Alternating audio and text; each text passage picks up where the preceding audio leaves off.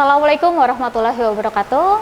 Senang sekali saya Tias bisa menemani pemirsa Satelit TV di rumah dalam acara Pojok Kampus. Nah, hari ini kita akan membahas tentang salah satu program studi baru di Universitas Muhammadiyah Purwokerto, namanya Desain Komunikasi Visual.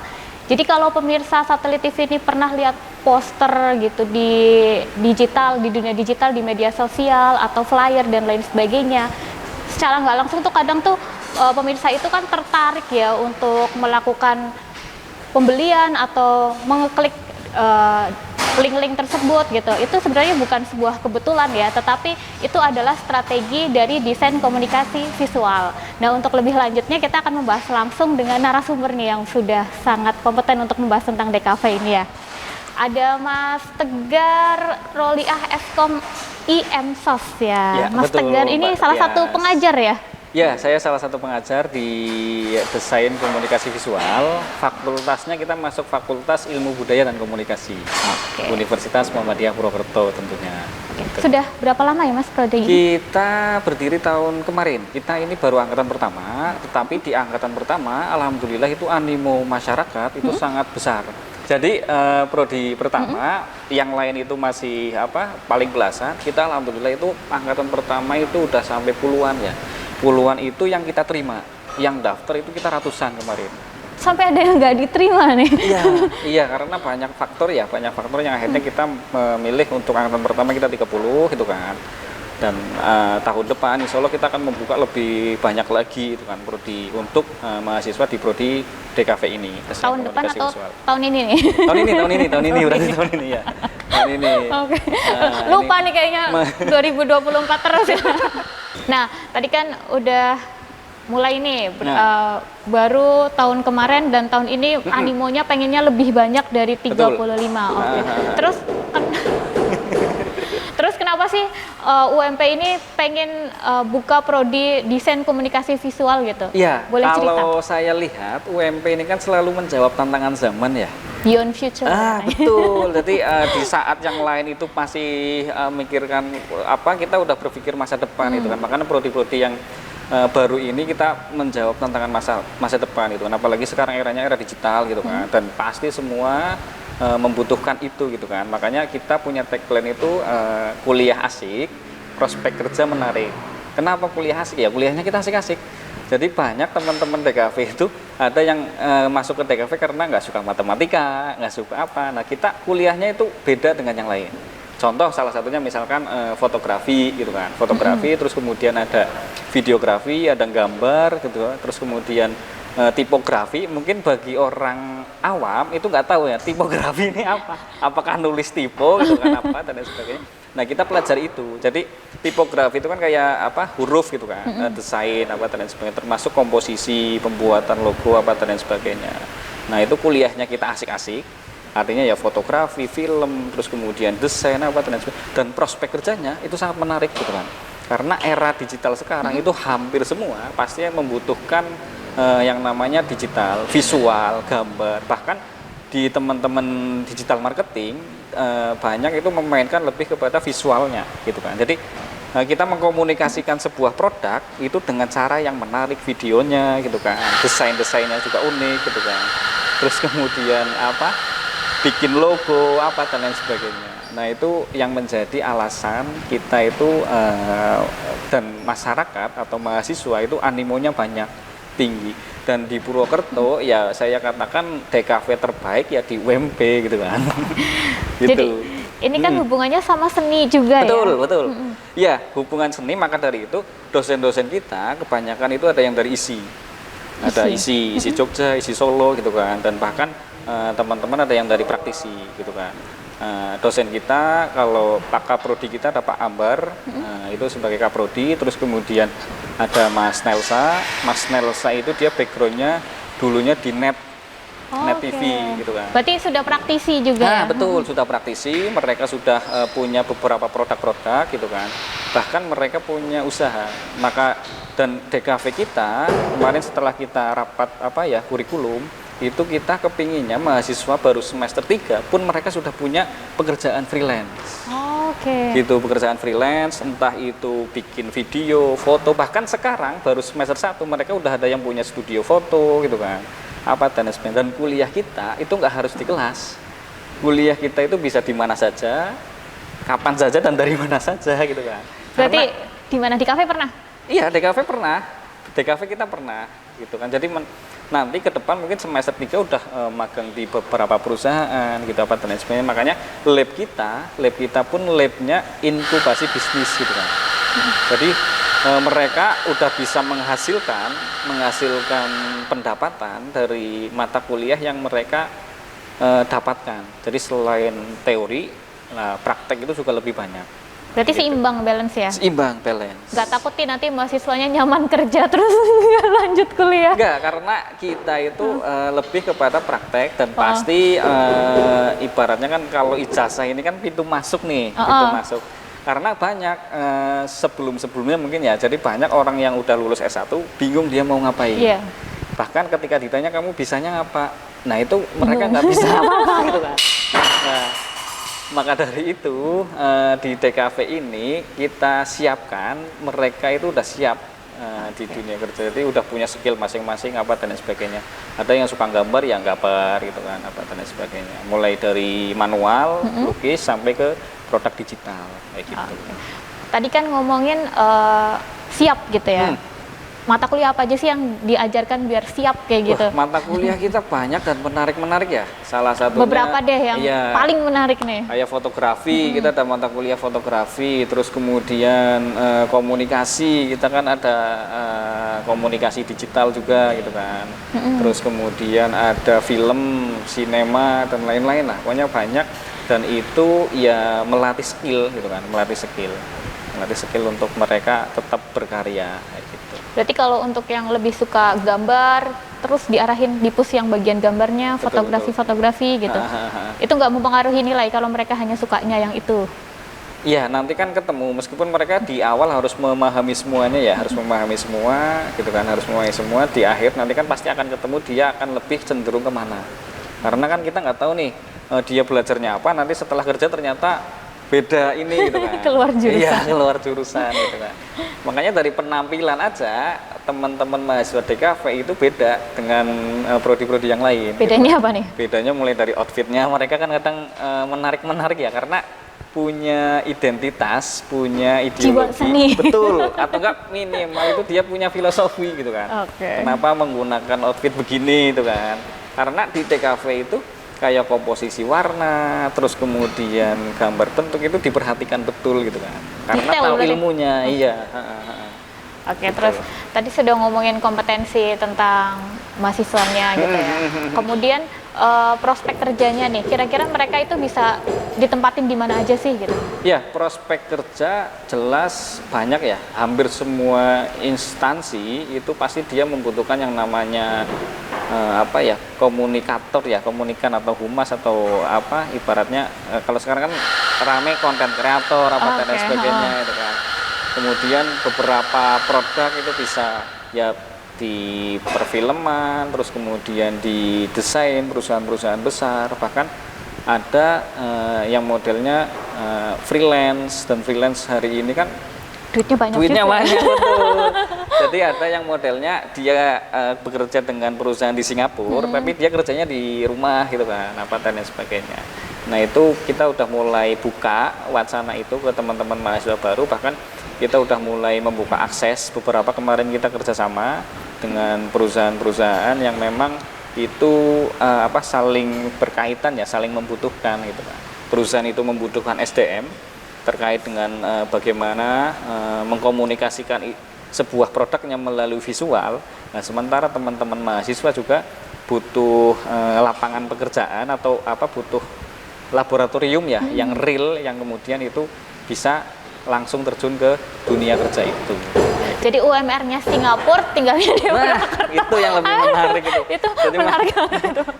Itu makanya banyak orang-orang kelihatannya nggak ngapa-ngapain itu kan, ternyata dia kaya gitu kan. Penghasilannya dari situ gitu kan. Sampai dikira tetangga itu tuyul.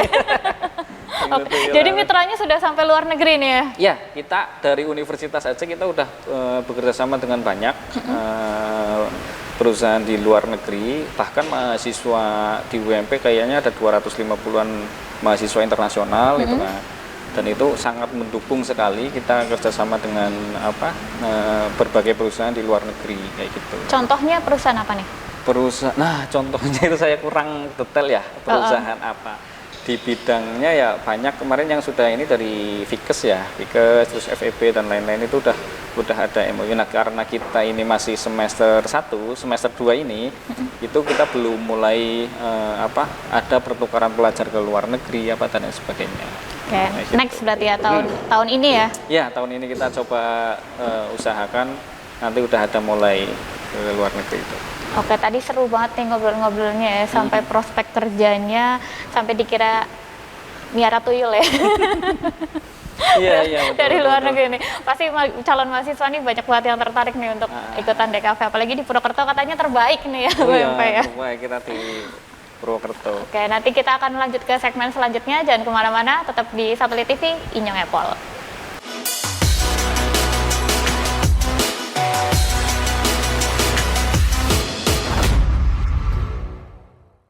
Kembali lagi bersama saya Tias di pojok kampus Satelit TV. Tadi kita sudah ngobrol dengan dosen, ada Mas Tegar. Tapi kalau misalkan kita dengar sudut pandang dari dosen aja kayaknya nggak cukup ya. Harus ada sudut pandang dari mahasiswanya juga nih. Dan sekarang sudah ada mahasiswa DKV UMP, ada Mas Nabil ya. Yap, betul. Ini Mas Nabil angkatan pertama ya? Betul, angkatan pertama. Berapa tadi muridnya beneran? 30 ada kurang Oke. lebih segitu. Oke. Ini Mas siapa tadi Nabil? Mas Nabil. Oke, Mas Nabil, kenapa sih Mas kepengen masuk ke DKV dan kenapa UMP? Pertama-tama kenapa pengen masuk DKV? Kebetulan saya sendiri itu masuknya di SMK Multimedia dulu. Jadi multimedia itu semacam lebih luas sih, hampir sama seperti DKV. Kita belajar desain juga di situ dan lain-lain. Nah karena untuk melanjutkan saya merasa masih kurang gitu di SMK, jadi saya melanjutkan ke DKV gitu. Nah untuk kenapa alasannya milih di UMP sendiri, sebetulnya di Purwokerto sendiri itu udah ada satu ya, sebetulnya dulu ada satu kampus DKV juga. Dan menarik sih sebenarnya di UMP ada DKV gitu. Tertarik juga, oh ini ada DKV nih di UMP gitu. Kenapa nggak yang sebelah? Kenapa nggak yang sebelah? Karena ada banyak pertimbangan sih sebetulnya gitu. Pertimbangannya karena di UMP juga angkatan pertama. Tapi alasan saya sih sebenarnya lebih challenging aja gitu, melihat sebagai angkatan pertama gitu. Gimana sih rasanya pengen merintis di prodi itu gitu. Kebetulan juga menyediakan banyak banget beasiswa kalau di UMP. Sangat-sangat amat mengapresiasi banyak kondisi keluarga gitu, termasuk saya juga kebetulan memang mendapatkan beasiswa juga di UMP gitu. Seperti misalkan ada beasiswa untuk anak band bahkan ada di situ. Ini jalur apa berarti beasiswanya? Kalau saya itu jalur beasiswa untuk keluarga yang kurang mampu gitu kebetulan. Sampai berapa persen Mas beasiswanya? Itu hampir 100% gratis. Oke. Jadi hanya membayar ada SKS aja gitu. Untuk uang UKT dan uang gedung itu benar-benar gratis dari UMP Berarti sendiri. sangat terbantu ya? Sangat-sangat terbantu. Kesempatannya sangat-sangat luas kalau untuk mendaftar di UMP gitu. Untuk terbuka juga untuk semua prodi bahkan. Dan menariknya juga di UMP walaupun prodi pertama udah membuka banget tuh untuk beasiswanya gitu. Jadi cepet banget lah gitu walaupun prodi baru gitu. Terus kan ini kan prodi baru ya, baru betul. buka tahun 2024 kemarin. Betul. Gimana cara nge-reach out-nya tuh? Bisa tahu di situ ada DKV di UMP? Kalau untuk reach out-nya sendiri, saya kebetulan memang dari info teman saya gitu, dari salah Temannya satu masuk mahasiswa. juga? Temannya kebetulan bukan di DKV, kebetulan bukan di DKV. Ada salah satu mahasiswa yang menginfokan nih, oh ini ternyata ada DKV gitu. Saya lihat juga memang kebetulan sudah nunggu dari tahun 2023 semenjak pertama kali di-announce, diumumkan di situ ada pembangunan DKV. Sepertinya tertarik sih lihat progresnya juga kan dari mahasiswanya juga gitu, lihat pembangunannya gitu. Kurang lebih sih memang cukup meyakinkan dan ternyata tidak menyesal sih masuk ke DKV UMP. Padahal kan UMP itu kan dari dulu kan terkenalnya pendidikan, terus Betul. kesehatan. Ini tiba-tiba ada DKV kok bisa tahu gitu kan ya ternyata. Betul. Berarti pengumumannya juga nyebar luas ya? Iya, sangat Instagram menyebar luas. atau website gitu? Saya juga mantengin di Instagramnya juga sih, lumayan aktif juga di situ kebetulan untuk Instagramnya lumayan update. Jadi kita tahu nih di websitenya UMP juga memang selalu update gitu tentang progres selama 1 tahun ke belakang gitu, tentang kabar-kabar dari TKV UMP gitu, progresnya sudah sampai mana gitu, sampai diumumin di tahun 2024 dibuka langsung daftar gitu. Termasuk dapetin beasiswanya juga dapet info dari Iya, dari situ juga, dari UMP juga membantu sih kebetulan sih, membantu sekali untuk informasi beasiswanya gitu. Dijelaskan juga secara baik gitu, sama Kaprodi juga DKV menginfokan juga dengan sangat baik, termasuk sama Pak Tegar juga kebetulan begitu. Oke, ini Mas Nabil kan sudah semester berapa berarti hari ini? Per hari ini berarti semester 2. Semester 2, berarti sudah melewati 1 semester ya? Betul. Boleh nggak berbagi cerita nih ke teman-teman di rumah, kesannya gimana nih 1 semester? Kesan untuk 1 semester ini menyenangkan sih sebenarnya sih. Kenapa menyenangkan ya? Menyenangkan banget. Gak ada matematika. Gak ada matematika, betul. Ada sih, sempat ada beberapa matematika, cuman ngitung uang aja sebenarnya. Jadi di semester 1 kita banyak belajar dari hal-hal basic, fundamental banget. Kita belajar gambar lagi dari awal, belajar menggambar, belajar tipografi juga yang tadi disebutkan sama Pak Tegar. Lalu ada matkul seperti desain-desain juga udah sampai ke situ. Jadi biasanya tuh dari DKV awal-awal banget tuh hampir semuanya belajar dari basic banget gitu. Teori ya gitu. Teoritisnya cuman lebih sedikit sih mungkin ya, karena kita langsung belajar praktek sebenarnya di situ. Semester 1 langsung Semester praktek? 1 langsung praktek. Oke, mantap ya. Langsung digempur sama praktek terus gitu. Begadang udah pasti ya karena tugasnya praktek. Cuman memang begadangnya produktif lah gitu. Kita spend waktu ke hal-hal yang memang bisa ngebuat sesuatu gitu. Kemudian juga 1 semester ini memang dari awal itu udah di brief untuk ujian akhir, pameran bentuknya. Kemarin kita juga kebetulan udah sukses pameran angkatan pertama. Itu hasil ujiannya kayak gitu? Betul. Pameran, bukan nulis? Bukan. Jawab pertanyaan bukan ya? Iya, jadi kita nggak harus belajar, cuman memang harus kerja gitu, kerja. Okay. Kita udah dilatih kemandirian, kedisiplinan gitu, gimana caranya bekerja gitu, membuat sesuatu gitu. Alhamdulillahnya sih udah terlaksana kemarin bulan Januari.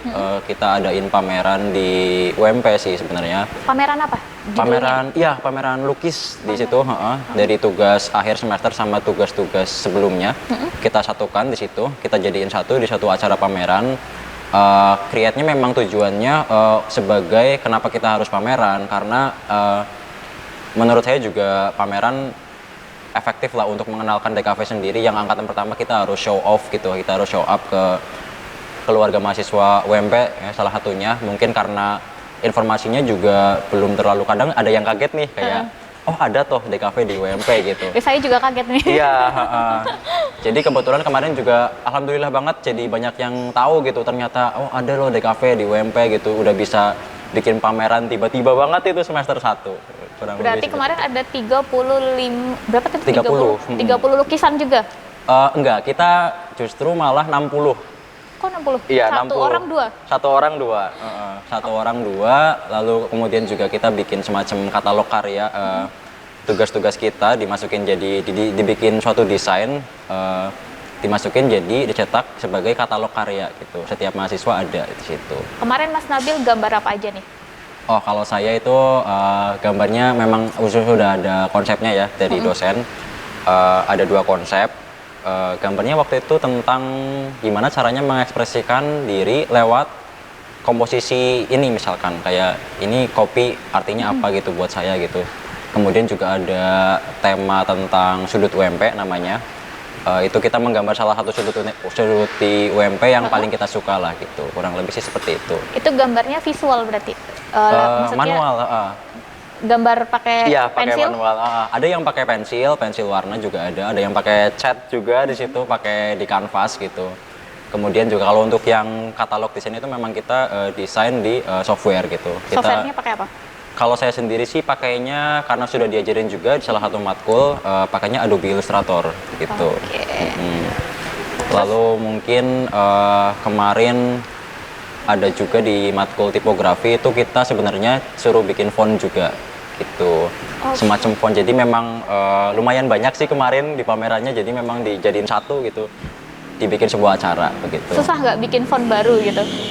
Kalau untuk bikin font sih nggak terlalu susah ya, mungkin ya karena juga dosennya juga membimbing dengan baik gitu ya.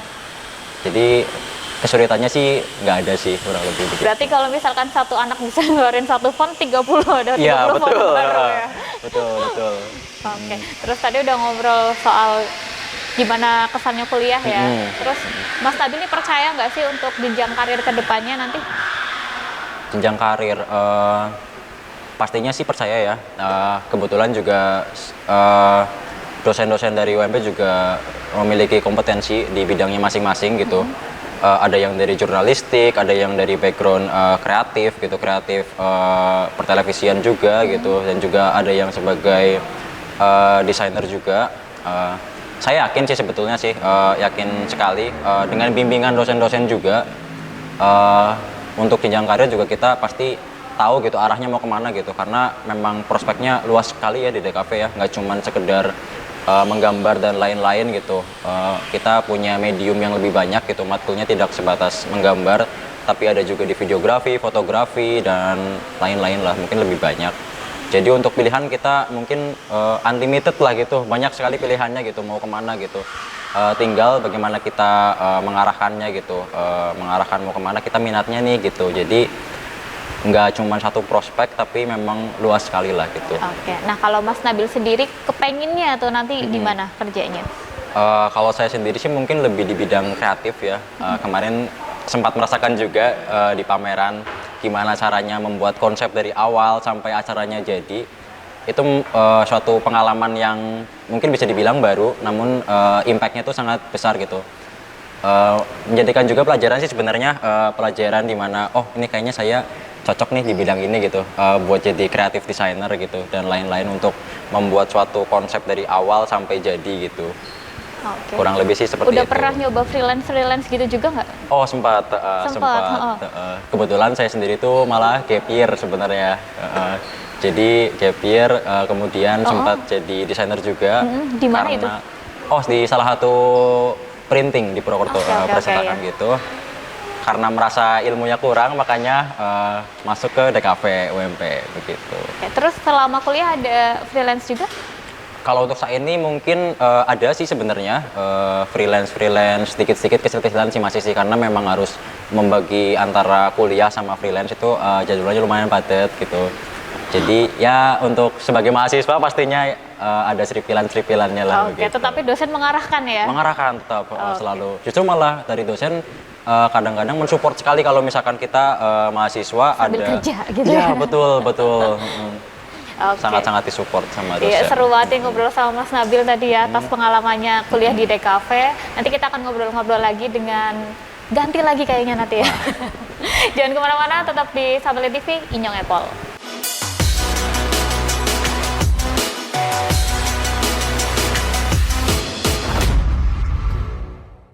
Ya, masih bersama saya Tias di acara Pojok Kampus Satelit TV. Tadi kita sudah ngobrol-ngobrol dengan mahasiswa, ada Mas Nabil. Tapi kalau dari satu mahasiswa aja kayaknya kurang cukup ya. Kita harus dapat sudut pandang juga nih dari mahasiswa lain nih. Sudah ada bersama saya ini ada Muhammad Dika Ramadhani ya. Loh, ini panggilnya siapa nih? Dika. Dika. Oke, Mas Dika ya. Tadi temennya Nabil ya. Itu sudah ngobrol banyak tentang pengalamannya. Nah, kalau misalkan namanya setiap orang kan pengalamannya pasti kerasanya beda ya. Nah, kalau dari Mas Dika ini pengalamannya gimana nih sebagai angkatan pertama gitu? Yang dirasain ya memang penuh tantangan banget. Untuk awal-awal memang perasaannya tuh ragu untuk masuk DKV UMP karena ada rasa ragu nih awalnya. Pertama ragu. Jadi tuh ya gitulah. Ragu, terus akhirnya lama-lama apa nih yang bikin yakin? Yang bikin yakin tuh pertama kayaknya ini ada potensi untuk berkembang nih prodinya, makanya memutuskan untuk lanjut aja. Pertama-tama tuh malah kita tuh, saya sendiri ya nggak tahu ada berapa mahasiswa DKV, itu belum tahu karena mungkin berpikirnya sangat sedikit. Ternyata waktu masuk itu ada 30 orang. Jadi wah lumayan nih daripada prodi-prodi yang lainnya yang udah lama itu ada mahasiswanya lebih sedikit malah. Untuk DKV sendiri untuk 30 ya angkatan Antusiasnya pertama. Ya? Wah itu Terus juga dari semangat anak-anaknya tuh bikin jadi lebih semangat ya. jadi lebih membara gitu. Jadi akhirnya meyakinkan diri gitu untuk nge-reach out DKV. Oke. Terus dari Mas Dika sendiri sebelumnya sudah ada passion di dunia itu komunikasi visual gitu? Kebetulan ya, saya juga dari SMK jurusannya multimedia. Bareng juga dengan Nabil tadi? Enggak, kalau beda SMK, Oh, beda. daerah juga. Oke, beda. Dari mana Masnya? Kalau saya dari Purbalingga. Oke. Jadi multimedia, saya tuh tertarik untuk kayak bikin animasi gitu, animasi 3 dimensi dari menggunakan aplikasi. Jadi saya ingin harapannya ya di sini nanti bisa lah bikin animasi juga gitu, belajar biar nanti lebih ilmunya lebih itu berkembang juga. Oke. Terus tahu dari mana di UMP ada DKV? Kebetulan dari temen juga. Awalnya tuh saya tuh bukan ambil DKV, pertama daftar di kampus sebelah, nyoba PTN, ngambil teknik informatika, terus karena terus kurang yakin akhirnya nggak lolos. Tadinya saya tuh nggak mau lanjut kuliah karena bingung di sini tuh mau ngambil apa, sedangkan DKV kan ada di yang satu kampus Sama sebelah. di UMP. Nah, awalnya nggak tahu di UMP, taunya tuh DKV tuh ada di jauh-jauh kayak isi Solo atau di mana gitu. Tapi tiba-tiba ada temen kakak tingkat yang ngasih tahu. Akhirnya, wah coba daftar gitu. Terus akhirnya daftarlah di sini gitu. Oke. Terus selama udah 1 semester berarti Udah, kan udah. ya tadi sama dengan Nabil Iya, ya? kita satu angkatan. Itu ngapain aja sih? Untuk awal-awal kita perkenalan dulu lah sama mata kuliahnya dulu untuk adaptasi. Terus basic menggambar juga emang awal-awal gambar walaupun kita lebih ke digital ya, tapi harus ada tetap basic gambar gitu. Kita malah kayak anak TK pertama itu kayak cuman disuruh bikin titik, garis, bener-bener cuman garis harus lurus gitu. Tapi lama-lama juga akhirnya diajarin untuk gambar sebuah bentuk gitu dari gambar-gambar dari bentuk-bentuk kayak lingkaran, kotak gitu. Akhirnya ya bisalah sedikit-sedikit menggambar walaupun basicnya tuh bukan digambar. Oke. Mata kuliah favorit? Untuk mata kuliah favorit ya, untuk dari kejuruan sih favorit semua. Cuman untuk paling Yang favorit, paling gitu loh. paling ya ada 2, tipografi sama gambar bentuk. Kalau untuk semester 1. Oke, tipografi berarti sudah bikin Sudah. huruf font. Iya. Kemarin fontnya berarti sudah di launching gitu. Sudah dicetak juga pakai deskripsi gitu. Oke, terus tadi apa? Gambar. Iya, gambar bentuk. Gambar bentuk apa sih? Segitiga. Enggak, jadi gambar bentuk tuh ya yang awal-awal tuh bikin garis terus pakai bentuk-bentuk kayak segitiga nanti jadi sebuah bentuk objek lah. Itu karena jadi yang awalnya saya tuh bener-bener 0 gambar, akhirnya bisa gambar sedikit-sedikit. Jadi bisa bikin, contohnya ini gelas, jadi bisa gambar gelas gitu. Oke, nah tadi itu kan sempat dibahas ya, katanya kalau anak-anak DKV itu penampilannya beda gitu ya. Paling beda di antara jurusan yang lain gitu tadi ya. Nah, dari Mas Dika sendiri nih, gimana sih sebenarnya kehidupan mahasiswa DKV itu sendiri? Ya kurang lebih sama kayak DKV lainnya ya. Yang pertama pasti kurang tidur karena tugasnya, walaupun tugasnya banyak tapi asik, bener-bener asik. Terus gambar sampai lupa tidur gitu. Iya. Waktu itu malah hamin 3 jam itu untuk pameran itu saya ngelukisnya. Hamin 3 jam? Iya. Ini tapi sampai selesai? Sampai dalam 3 jam? Iya. Terus kehidupannya ya, saya rasa untuk DKV di UMP tuh mempunyai privilege tersendiri ya. Apa nih Karena privilege-nya? dari saya sendiri kalau kayak mahasiswa dari prodi lain tuh harus rapi banget gitu. Kalau dari kita mah santai karena emang santai banget, DKV asik banget gitu. Kalau pakai kaos boleh. Boleh pakai kaos. Nih buat mahasiswa yang males pakai kemeja masuk DKV aja ya. Ayo. Terus sepatu mah itu cuman tergantung anak mau pakai sepatu atau sendal ya. Kalau di prodi lain mana boleh kayak gitu. Terus kalau yang lain-lain tuh kan waktu ujian dia tuh pasti tertulis. Kalau di kafe emang enggak ada. Ini tertulisnya dari kemarin. Ada, dari semua mata kuliah enggak ada. Ada satu doang. Satu aja. Satu doang. sisanya tuh kita gambar. Itu pun ngegambarnya kita nggak di ruangan, kita gambar bener-bener di luar untuk mencari referensi. Berarti ujiannya nggak masuk ke dalam ruangan, terus ada penjaga apa itu Enggak. penjaga gitu, nggak ada. Nggak ada. Di luar bebas Di gitu. luar bebas, mau dimanapun, mau sambil ngopi boleh, atau yang asik lainnya. banget ya. Asik banget. Kayak WFH gitu lah ya. Iya. Terus kalau ngegambar, kalau di DKV lain itu kan dipatokin kayak kamu tuh harus gambar ini. Sedangkan kalau di DKV UMP tuh kita gambar, tapi apa yang kita rasain kita tuangkan ke dalam sebuah lukisan. Jadi mengekspresikan diri kita. Oh jadi gambar itu bisa mengkomunikasikan Iya, perasaan iya, gitu. apa yang Itu kita susah rasain banget kan. loh. Tapi sudah pernah menghasilkan karya? Untuk saat ini ya yang untuk pameran. Untuk Sudah. pameran kemarin karyanya apa nih? Karyanya yaitu kalau saya kan emang suka dari dulu tuh gambar-gambar karakter gitu ya. Karakter apa? Kayak kartun gitu, kartunis. Saya emang pengen juga jadi kartunis. Kebetulan waktu itu saya gambar topeng Ultraman. Oke. Ya, topeng Nggak dibawa ya tapi ya. Oh, nggak dibawa. Lukisannya ada di kampus. Topeng Ultraman yang ada di bawah lantai gitu. Pesannya apa nih dari topeng Ultraman ini? Untuk maknanya itu sangat dalam ya. Jadi tuh ada teknik-teknik di menggambar tuh kan ada teknik-teknik shading itu. Itu ada namanya scribble. Itu tuh saya gambar topeng Ultramannya pakai teknik scribble. Teknik scribble tuh kayak cuman coret-coret doang tapi membentuk sebuah karya kayak rambut gitu lah malah. Bentuknya kayak garis-garis doang.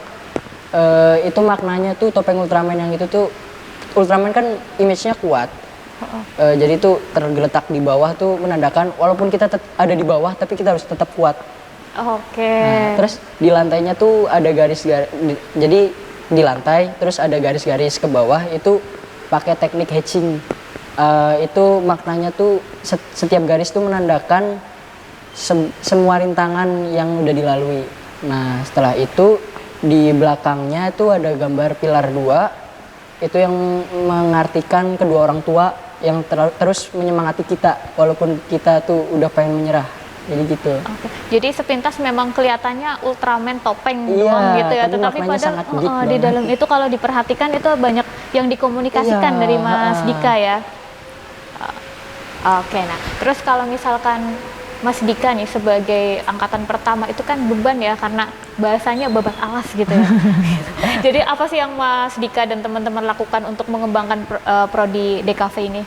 Yang pertama yaitu kebetulan saya sendiri kadang tuh ngonten ya untuk prodi.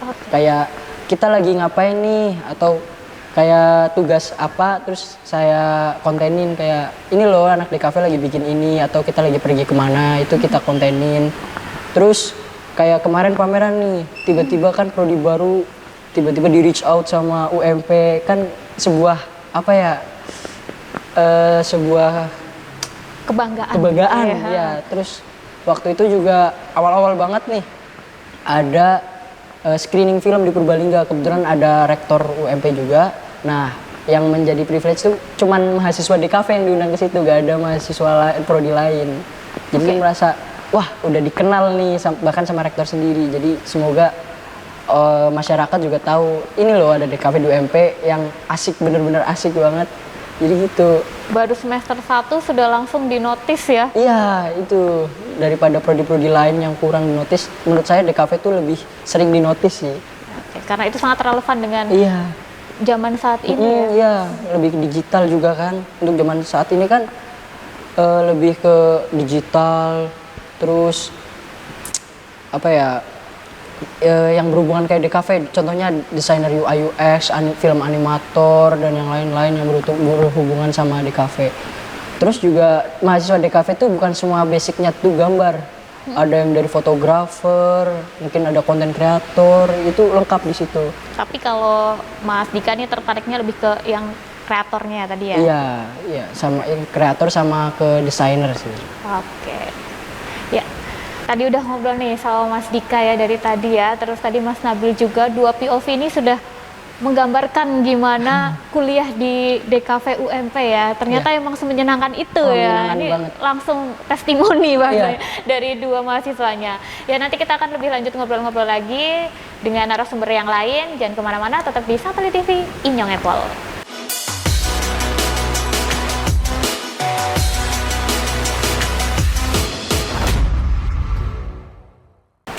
Ya, masih masih bersama saya Tias di acara Pojok Kampus Satelit TV. Kali ini narasumbernya sudah ganti nih ya. Tadi kan kita udah mengobrol tentang program studinya, kemudian dari sisi mahasiswanya juga rasanya nggak adil ya kalau misalkan dari pengajarnya nggak juga nih, harus diulas juga nih. Gitu. Ini sudah ada bersama saya ada Mas, saya panggilnya Mas aja ya. Iya, boleh. Mas Anelsa MSM ya. MSN. MSN. N. N. Iya. Oke, apa itu? MSN. Seni. Seni. Oke, jadi lulusan mana nih Mas ini? Saya terakhir lulusan di Institut Seni Indonesia Surakarta, konsentrasinya di penciptaan seni. Penciptaan seni. Oke, Ya. terus S1-nya? S1-nya sama saya di Institut Seni Surakarta, di Prodi Seni Media Rekam, Televisi dan Film. Oke, berarti asli orang seni ya? Asli orang seni, keturunan seni, orang tua saya juga seni. Orang tua saya papa di etnomusikologi, ibu di jurusan tari yang sekarang diisi itu namanya koreografer inquiry. Full saya dari keluarga seni. Memang tertarik di dunia seni itu ya? Sebenarnya karena waktu itu saya ceritanya itu adalah tidak lolos di Karbol. Karbol itu seleksi penerimaan perwira TNI Angkatan Udara. Oke, tadinya pengen jadi TNI nih. Kebetulan iya, untuk tidak ikut alur dari kedua orang tua saya. Oke. Rencananya begitu, tapi ternyata jalurnya tuh lebih mulus di sana ternyata. Jadi yang di di dunia TNI di Karbol saya 2 kali pendaftaran, gagal di Pantokhir, saya kuliah terus daftar lagi, besok mau daftar lagi, cuman udah nyaman sama dunia seni, jadi akhirnya saya fokuskan, saya lanjutkan untuk di Prodi Televisi dan Film di Institut Seni Indonesia Surakarta. Oke, jadi orang tua merestuinya memang ke situ ya? Akhirnya karena sudah terlanjur 3 semester. Oke. Oke, ini tadi kan dari lulusan seni juga ya, jadi sangat kompeten banget ya buat ngajar di DKV ya? Insya Allah kalau dari seni itu bisa dibilang kompeten ya diusahakan, tapi rencana dari awal saya sekolah S1 itu setelah lulus emang pengen membekali diri di dunia profesional di industri, karena saya merasakan kebutuhan saat saya waktu kuliah itu perlu juga dari perspektif praktisi langsung. Dan alhamdulillah dikasih jalan saya masuk ke Universitas Muhammadiyah Purwokerto di Prodi DKV yang visinya sama, di mana pendekatannya juga tidak hanya teoritis tapi juga praktis, mendekatkan metode pembelajaran untuk teman-teman sekalian terjun di dunia profesional atau industri kreatif gitu. Jadi punya ilmu itu harus ditransfer juga gitu. Iya. Kalau Jangan disimpan sendiri. pendam nanti lama-lama memuai kayaknya. Memuai sendiri tanpa bekas. Saya nunggu kata-kata apa nih yang bakalan Saya keluar. agak khawatir soalnya kalau saya takut kadang-kadang istilah-istilah saya itu ini apa? Itu, Aneh. Iya, aneh. Orang seni Bagas. aneh. Iya. Saya mencoba untuk menahan, nanti tolong diedit aja lah ya. Oke, ini nggak usah diedit. Iya. Oke. Ya, tadi kan kompetensinya udah sesuai dengan background dari lulusannya ya. Terus kalau pengalamannya ada nggak sih yang langsung praktis gitu di dunia mungkin DKV, seni atau semacamnya? Oke. Kalau dari lulusannya dari Institut Seni Indonesia Surakarta, saya di televisi dan film, saya lanjut langsung di Net Media Tama waktu itu selama 3,8 tahun. Saya di divisi produksi Departemen 3 itu menaungi beberapa program di bawah Kepala Departemen, saya sebut namanya Pak Edo, ya beliau yang memberikan saya banyak ilmu, kritik, saran semua digojlok di sana. Dalam sudut pandang desain komunikasi visual, kita itu membentuk suatu program itu pasti tidak hanya memikirkan bagaimana program itu menghibur, tapi program itu bagaimana diterima dan memberikan inspirasi. Itu kan namanya kita mendesain suatu komunikasi melalui visual. Di situ saya belajar, akhirnya saya bisa memahami bagaimana struktur, bagaimana pola kerja industri kreatif yang saya akhirnya lebur secara eksperimental bahasanya. Dari teori yang saya dapatkan di seni, saya lebur menjadi satu bagaimana praktisi yang ada di industri kreatif, saya matangkan di pembelajaran untuk di Prodi DKV di UMP ini. Jadi harus seimbang antara teori, makanya tadi bilang teorinya dikit, Karena saya udah ngomong teori itu saya cuma ngasih 25%. 75%-nya kalian cari sendiri. Kalian cari sendiri bisa melalui saya ataupun orang lain, tapi tidak di dalam tatap muka. Sisanya kita akan langsung implementasi dari teori. Berarti nggak ngantuk-ngantuk di kelas gitu ya? Enggak, karena ngantuk dikit praktek. Jadi nggak sempet mau Merem. Oke. Ya. Lumayan lama ya di televisi ya? ya itu Nasional ya? untuk yang di bidang seni audiovisual. Kemudian saya memutuskan resign untuk melanjutkan studi di pasca sarjana. Tentunya karena emang niat saya pengen mengajar tapi kerja dulu.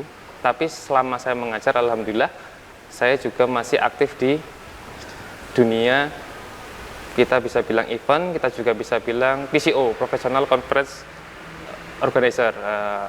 Kali itu saya menangani beberapa program-program yang diadakan oleh kementerian. Berarti sudah menghasilkan proyek nih?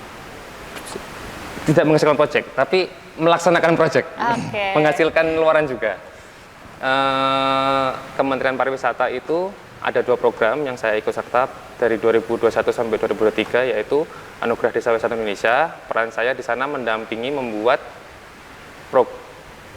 video promo desa yang terpilih. Jadi ada 50 desa yang terpilih, saya datang mendampingi untuk membuatkan video promo itu. Jadi kalau dalam perkuliahan namanya metode Project Based Learning, PBL. Nah, di sana saya menerapkan metode yang saya dapatkan di lapangan, saya terapkan lagi di dalam perkuliahan. Bagaimana membuat narasi visual atau storytelling visual itu, pendekatannya melalui audit, identifikasi masalah, terus mereka menggali komunikat setiap desanya, terus diversifikasi produknya kayak gimana, terus cara pengemasan secara teknis gimana. Setiap pengambilan gambar pasti punya makna, punya maksud. Setiap kita memilih teknik editing pasti punya maksud. Nah, situ harus ditekankan pada mahasiswa. Jadi tidak bagusnya, tapi tepatnya bagaimana. Setelah itu, selain ADWI, ada namanya Santri Digital Planner, sama juga metodenya juga sama, mentoring pakai project based learning juga. Saya juga alhamdulillah berkesempatan di salah satu project yang dari Kominfo, G20. Waktu itu programnya bukan yang di bukan yang pas gala dinernya, tapi saya set eventnya itu namanya DTE, Digital Digital Transformasi Expo. Jadi di sana bagaimana memamerkan karya-karya visual melalui teknologi full LED di sana. Semuanya yang saya alami, yang saya dapatkan itu selalu akhirnya saya serap, saya pilah, saya strategikan untuk membuat kurikulum pembelajaran mata kuliah yang akhirnya diampu oleh saya, dan bagaimana penerapannya sekalian untuk seperti yang dibilang tadi, ada event, karena saya juga di bidang event, jadi luarannya nggak cuma bisa gambar, tapi bagaimana teman-teman berani menjual gambar teman-teman itu menjadi sebuah luaran. Luarannya adalah event. Sekalian belajar untuk membuat suatu event, sekalian berani untuk menerima kritik langsung dari masyarakat bagaimana gambar yang mereka hasilkan. Sekalian mereka juga belajar untuk bisnis, bagaimana mereka menjadikan tugas mereka menjadi duit. Karena kan ada akhirnya teman kita juga pada akhirnya semua butuh duit. Mereka ngeluarin duit, tapi kalau bisa kuliah kita udah ngeluarin duit, balik lagi modal duit. Jadi karya-karya mereka akhirnya itu ada yang beli. Kemarin udah ada satu karya juga pas pameran, kesepakatan udah ada yang beli dengan kesepakatan harga yang nggak bisa saya sebutkan. Oke. Dan next-nya lagi, kedepannya lagi, dan kedepannya lagi semua proyek mata kuliah itu kita akan akumulasikan menjadi satu karya. Mereka belajar menjadi mahasiswa yang mandiri, sekaligus berani untuk entrepreneur, bisnis sekalian dari hasil karyanya. Jadi kuliah ilmu dapat, uang keluar, tapi kalau bisa uangnya masuk lagi. Berarti nanti next kalau misalkan dapat proyek lagi bisa nih diajak nih mahasiswanya, bukan saya. Insya Allah. Kalau kita dapat proyek lagi. Menarik banget ya dari tadi ya, ada programnya juga menarik-menarik, kuliahnya santai katanya. 25% doang loh teorinya loh, 70% Betul. praktek ya. Kalau semuanya dikasih 70%, mereka itu antara ngantuk atau tidak menerima apa-apa. Oke. Karena kalau sekarang itu kan kalau mereka masuk itu posisi yang paling penuh kan di belakang, nggak pernah di depan. Jadi kalau praktek mau ngomong di depan. Karena kan semua instalasi kita ada di depan. Tapi kalau teori aja ya mereka akan di belakang aja udah. Nggak ada ngantuk lah ya pokoknya. Nggak ada ngantuk. Apalagi juga pengajarnya nih kayak gini nih, asik banget kelihatannya nih. Kelihatannya. Iya nggak sih ya? Oke. Terus kalau misalkan ada pemirsa Satelit TV yang tertarik nih buat daftar di DKV buat jadi mahasiswanya Mas Nelsa nih, gimana caranya? Untuk teman-teman yang pengen kuliah di DKV, asik-asikan sama kita, project bareng sama kita sambil kuliah, teman-teman bisa langsung ke website daftar.ump.ac.id atau bisa pantengin terus Instagram kita untuk info-info selanjutnya di dkv.ump. Di sana kita ada 3 jalur pendaftaran, yang satu adalah jalur unggul.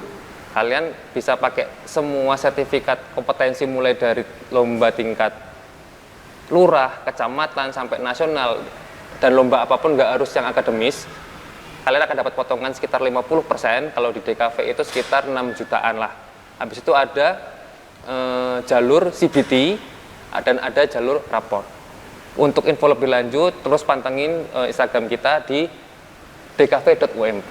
Itu aja. Oke, Gitu, Mbak info Tia. beasiswa juga. Info beasiswa juga. Oke, tadi ada yang dapat beasiswa juga soalnya. Ya, alhamdulillah. Nabil. Oh, iya, Dan ada Nabil. beberapa yang lain juga dapat. Oke, kemarin. Tadi yang udah tadi untuk pemirsa Satelit TV yang tertarik untuk daftar ke DKV UMP ya, tadi bisa langsung kunjungi websitenya UMP atau langsung ke Instagramnya DKV UMP. Terus kalau info beasiswa juga ada ya. Ada. Oke, terus ini pengajarnya seru, tadi mata kuliahnya relevan, banyak project-project, bisa menghasilkan cuan juga, nggak Iya. cuma sekedar mendapatkan ilmu, jadi ini udah komplit banget lah ya. Jadi kalau yang tertarik untuk mendaftar, pantengin terus karena ada jadwalnya ya, jangan sampai kelewatan tanggalnya, gelombang-gelombangnya, apalagi untuk jalur unggul itu biasanya cuma di gelombang 1 ya untuk dapetin beasiswa 50% tadi. Tadi seru banget lah udah ngobrolnya ya Mas Nelsa, ya, terima makasih. kasih, Mbak Gitu. Tia. Terima kasih juga untuk pemirsa Satelit TV yang sudah bersama kita 1 jam ke belakang tadi. Sampai jumpa lagi bersama saya Tias di Pojok Kampus. Terima kasih. Wassalamualaikum warahmatullahi wabarakatuh. Satelit TV, Inyong Epol. Inyong Epol.